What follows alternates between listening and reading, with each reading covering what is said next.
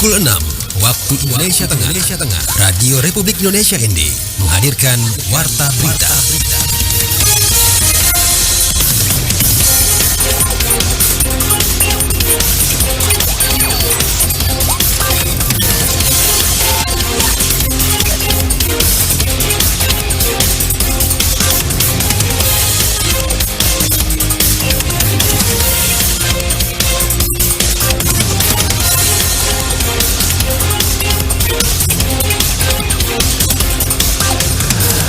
Selamat pagi saudara, Anda mendengarkan Warta Berita RRI ND edisi Kamis 1 Februari 2024 dengan sari berita.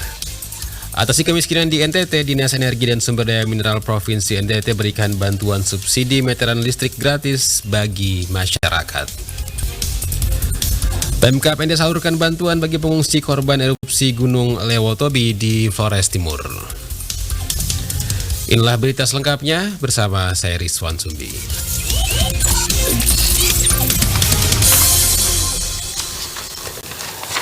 Berita pertama, sebagai upaya untuk mengatasi kemiskinan tahun 2024 di Provinsi NTT, Dinas Energi dan Sumber Daya Mineral Provinsi NTT akan memberikan bantuan kepada masyarakat berupa subsidi meteran listrik. Laporan Veranda Garus. Bantuan tersebut berupa subsidi meteran gratis 450 watt dan bantuan lampu tenaga surya hemat energi atau LTSHE kepada masyarakat dengan kategori rumah tangga miskin. Hal itu disampaikan Kepala Dinas Energi dan Sumber Daya Mineral Provinsi Nusa Tenggara Timur, Yusuf A. Ado kepada RRI Rabu kemarin. Dia menjelaskan bantuan meteran gratis ini kepada masyarakat miskin yang namanya masuk dalam data terpadu kesejahteraan sosial yang dikeluarkan oleh Kementerian Sosial. Kebetulan kami itu ada bidang yang namanya bidang ketenaga listrikan dan juga secara regulasi kami pemerintah provinsi pun ada kewenangan untuk itu, menyiapkan anggaran untuk bantuan pelayanan listrik bagi masyarakat miskin.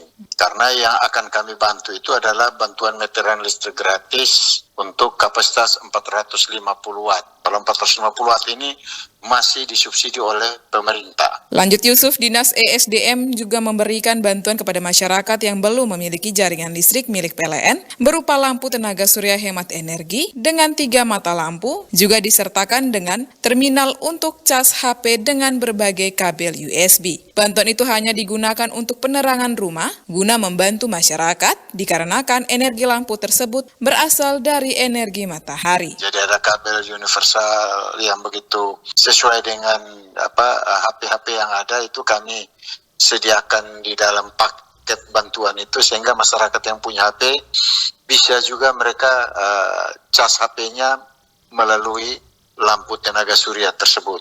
Karena kami melihat untuk saat ini sebagian besar masyarakat itu walaupun rumahnya tidak punya listrik tapi dia punya HP. Biasanya itu mereka ngecas di keluarga atau ke kota atau kemana, sehingga memang kami melihat itu sebagai salah satu hal yang bisa kami bantu ke masyarakat. Dirinya berharap dengan bantuan meteran listrik ini akan membantu masyarakat meningkatkan ekonomi masyarakat. Terkait proses pendistribusiannya sendiri akan melewati beberapa tahap yakni verifikasi lapangan hingga pemenuhan administrasi. RRI ND Veranda Garus melaporkan. Kita ke informasi selanjutnya, Komisi Pemilihan Umum Daerah KPUD ND menggelar kegiatan simulasi pemungutan dan penghitungan suara pada penyelenggaraan pemilihan umum tahun 2024 tingkat Kabupaten ND. Laporan Rosa Dalima. Untuk memastikan kepada kita yang hadir proses dan tata cara yang akan terjadi di tempat pemungutan suara pada Rabu 14 Februari 2024 nanti. Simulasi ini bertujuan memantapkan penguasaan tata cara pelaksanaan pemungutan dan penghitungan suara yang akan terjadi pada hari H Pemilu 14 Februari 2024. Hal ini dijelaskan Ketua KPUD ND Maria Adolora Tada Lopez pada acara pembukaan kegiatan simulasi Rabu pagi bertempat di Taman Firdaus Nanganesa. Mary kemukakan simulasi ini menjelaskan detail tugas yang harus dilakukan anggota panitia pemungutan suara PPS jika pemilih membawa semua persyaratan lengkap seperti KTP dan surat pemanggilan, serta apabila pemilih hanya membawa KTP atau surat pemanggilan atau identitas lainnya. Semua jenis persyaratan, kata Mary, harus diketahui oleh petugas, termasuk apa yang harus dilakukan. Bagaimana seorang pemilih datang kalau dia DPT, dia membawa lengkap, KTP elektronik dia bawa, surat pemberitahuan dia bawa.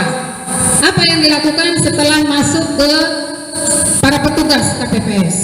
Atau misalnya ada pemilih yang bawa satu persyaratan saja, persyaratan lain tidak bawa, apa yang dilakukan? Termasuk juga identitas yang diminta. Misalnya dia bawa biodata. Nah, biodata ini kita penyelenggara semua tuh harus tahu jenisnya seperti apa, apakah ada berupa kertas A4 atau seperti ukuran KTP atau seperti ukuran stiker atau apa, ini kita harus tahu. Mary menegaskan meskipun ada peserta yang telah mengetahui tata cara pemungutan suara, namun KPUD harus menyampaikannya dan memastikan semua penyelenggara memahami tugasnya dengan baik.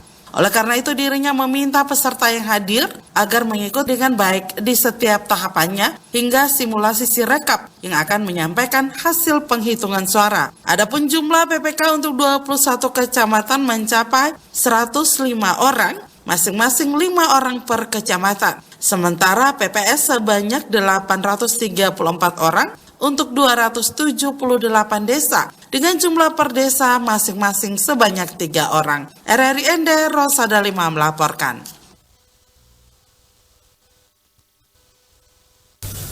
Kepala BNPB meninjau langsung posko pengungsian akibat erupsi Gunung Lewotobi Laki-Laki di Flores Timur dan memberikan bantuan logistik bagi masyarakat. Selengkapnya Lady Badin melaporkan. Kepala Badan Nasional Penanggulangan Bencana BNPB Letnan Jenderal TNI Suharyanto Esos MM meninjau langsung posko pengungsian akibat erupsi Lewotobi Laki-Laki di Kabupaten Flores Timur pada Selasa 30 Januari 2024 kemarin. Letnan Jenderal TNI Suharyanto menyampaikan keprihatinannya setelah mendengar kabar meninggalnya sejumlah pengungsi erupsi Gunung Lewotobi Laki-Laki. Ia menegaskan bahwa 4 pengungsi yang meninggal dunia memiliki penyakit bawaan bukan akibat langsung dari erupsi Gunung Lewotobi Laki-Laki. Suharyanto memastikan bahwa keselamatan warga di pengungsian aman dan dirinya mengucapkan bela sungkawa atas kehilangan tersebut. Sebelumnya 4 orang pengungsi erupsi Gunung Lewotobi Laki-Laki meninggal dunia dalam rentan waktu yang tak begitu jauh. Yuliana Soge, Maria Penny Hayon, Petrus Kulapuka, dan Antonius Belang Uran meninggal dunia antara tanggal 15, tanggal 25, 27, dan 28 Januari 2024 lalu. Catatan medis mencatat berbagai penyakit seperti sesak napas, rematik, asma, asam urat, dan masalah lambung menjadi penyebab meninggalnya keempat pengungsi tersebut. Kami dari pemerintah pusat bekerja sama dengan pemerintah kabupaten, pemerintah provinsi, TNI Polri yang terus berupaya agar masyarakat yang terdampak bencana ini betul-betul bisa tertangani. Langsung dengan Bupati ya, ini pun yang membuat kami langsung datang ke sini karena pemberitaan di media di Jakarta kan kami khawatir ini meninggalnya gara-gara bencana, gara-gara pelayanan di pengungsian atau karena apa. Ternyata penjelasan dari pemerintah daerah itu karena lansia, karena sakit-sakit lain, karena sudah memang sakit ya, itu kan tidak bisa dihindari ya. Tapi ini juga menjadi catatan bagi kami supaya jangan sampai gara-gara mengungsi, gara-gara pelayanan yang tidak baik, gara-gara kesehatan yang tidak baik, ada korban begitu. Makanya kita pastikan keselamatan rakyat ini yang faktor utama yang harus kita betul-betul kita tangani. Dalam kunjungannya di Kabupaten Flores Timur itu, BNPB memberikan dukungan finansial sebesar 500 juta rupiah dan menyediakan ribuan paket kebutuhan logistik. Bantuan yang diserahkan meliputi 2.500 paket sembako, 10 tenda pengungsian, 12 tenda keluarga, 5 genset, 3.000 paket makanan siap saji, 500 paket pakaian wanita, 300 paket matras, serta 3.000 paket selimut. Selain itu ada juga 3.000 paket susu bayi, 3.000 dus air minum, 3.000 botol sabun cair, dan berbagai kebutuhan lainnya. RRI ND Lady Badin melaporkan. Anda sedang mendengarkan Warta Berita RRI ND.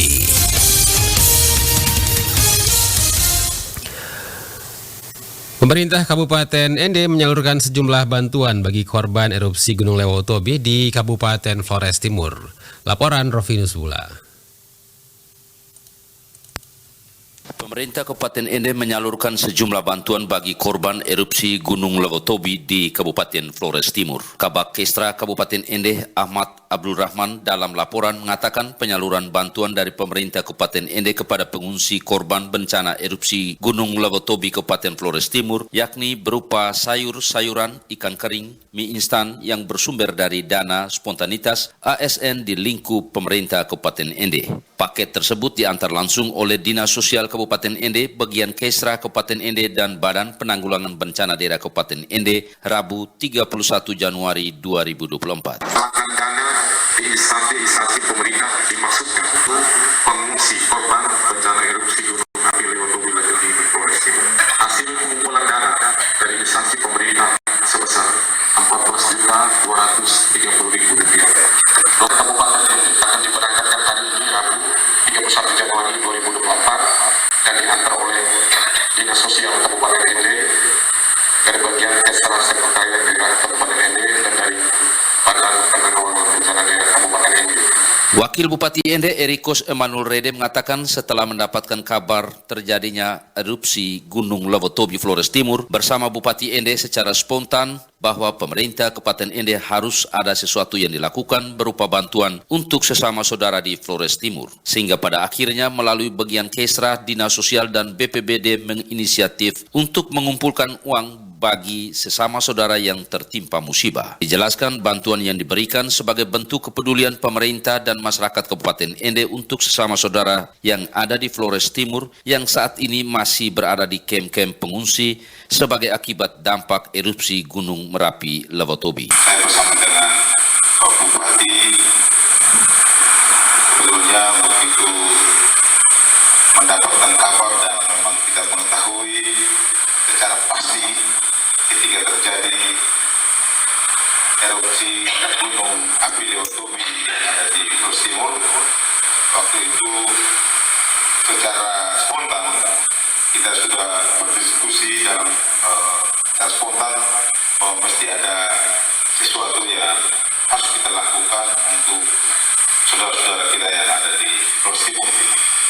Sehingga pada akhirnya melalui Dinas Sosial dan BPBD menginisiatif untuk mengumpulkan 1-2 rupiah untuk bisa membantu saudara-saudara kita yang tertimpa musibah di sana. Wakil Bupati Ende mengatakan bukan melihat jumlahnya tetapi ini merupakan bentuk kepedulian dan juga sebagai ungkapan terima kasih kepada saudara-saudari dari Flores Timur yang sudah banyak membantu dan mengabdi di Kabupaten Ende, terlebih para guru dan ASN yang berasal dari Flores Timur. RRI Ende Rufinus Fula melaporkan.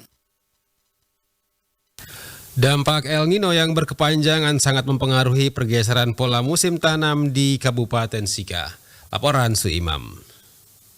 Kepala Dinas Pertanian Kabupaten Sika, Yohanes Emil Satriawan, kepada RRI Rabu 31 Januari 2024 menjelaskan pola musim tanam yang paling terdampak itu di komoditi padi dan jagung, di mana perbandingan sesuai data yang ada untuk realisasi tanam padi tahun ini per 20 Januari kemarin lebih kecil, hanya seluas 1.363 hektar, sedangkan pada periode yang sama di tahun 2023 lalu, realisasinya lebih besar seluas 1.481,6 hektar. Sementara untuk komoditi jagung di periode yang sama tahun ini, realisasi tanamnya lebih kecil, hanya seluas 1.520 hektar, dan tahun 2023, realisasi tanamnya lebih besar mencapai seluas 1.882 hektar.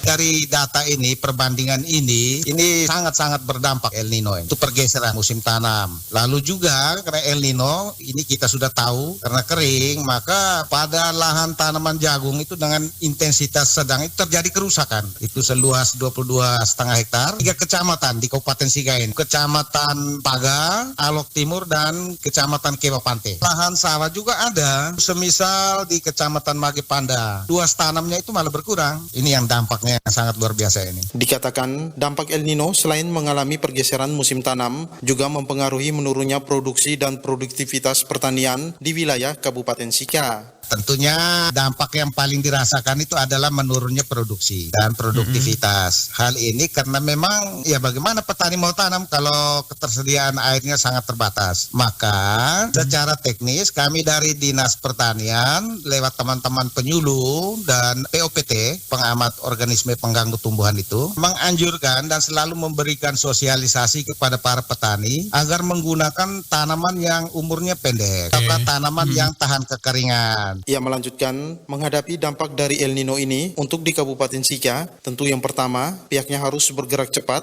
berkoordinasi dengan BMKG, lalu melakukan rapat koordinasi bersama penyuluh dan petugas pengendali organisme pengganggu tumbuhan POPT untuk menyebarluaskan komunikasi, informasi, dan edukasi KIE kepada para petani. Kemudian, secara kabupaten, setiap hari Senin, pihaknya rutin melakukan rapat koordinasi tingkat pimpinan OPD dan juga lintas sektor terkait untuk berbagi informasi. Berita terakhir, Kampung Adat Bena merupakan salah satu kampung yang masih mempertahankan kebudayaan dan adat dari leluhur yang telah berlangsung puluhan abad silam. Memiliki 45 rumah adat dengan arsitektur yang unik dan indah, Kampung Adat Bena hampir setiap harinya dikunjungi wisatawan. Selengkapnya, Firiso melaporkan. Kampung Adat Bena merupakan sebuah perkampungan megalitikum di Pulau Flores, tepatnya di Desa Tiburiwu, Kecamatan Aimere, 19 km arah selatan Kota Bajawa. Dengan menggunakan moda transportasi roda 4 maupun roda 2, wisatawan dapat mengunjungi Kampung Adat Bena yang berada tepat di bawah kaki Gunung Inerie yang menjulang tinggi dan sering bermahkotakan awan indah. Setiap pengunjung yang datang ke Kampung Bena akan disambut dengan keramah tamahan khas masyarakat pedesaan yang penuh kehangatan serta rasa persaudaraan yang tinggi. Udara sejuk serta barisan perumahan adat yang alami menjadi pemandangan yang indah dan menggoda pengunjung untuk melangkahkan kaki di sepanjang jalan setapak demi melihat kehidupan warga yang sederhana dengan pajangan hasil tenunan yang kaya akan motif dan filosofi gambaran kearifan budaya leluhur. Warga Kampung Adat Bena Emmanuel Sebo mengatakan setiap hari ada saja wisatawan yang datang mengunjungi dan merasakan sensasi berada di tengah kehidupan masyarakat Kampung Adat Bena yang menawarkan cerita masa lalu dengan tetap menjaga budaya dan peninggalan leluhur dengan baik. Selain menikmati pesona Kampung Adat Bena, pengunjung juga dapat membeli kerajinan hasil tenun baik berupa kain maupun selendang serta pernak-pernik lainnya dengan harga terjangkau dan memiliki kualitas yang terbaik.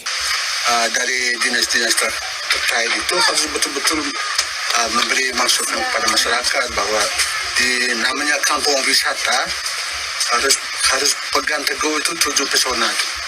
Tapi harapan saya itu rumah adat tidak ada perubahan.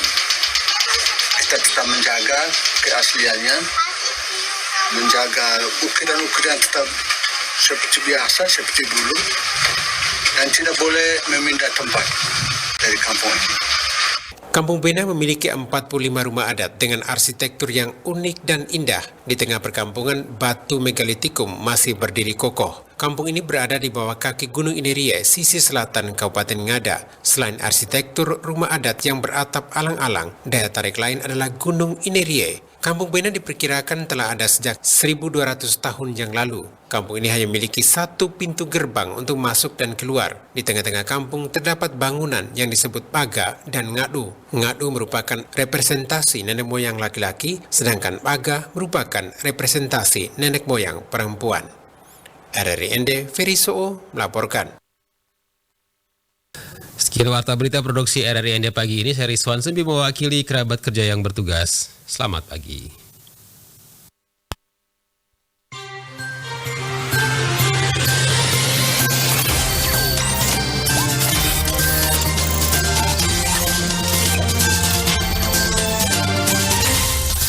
Terima kasih Anda telah mengikuti warta berita RRI ND.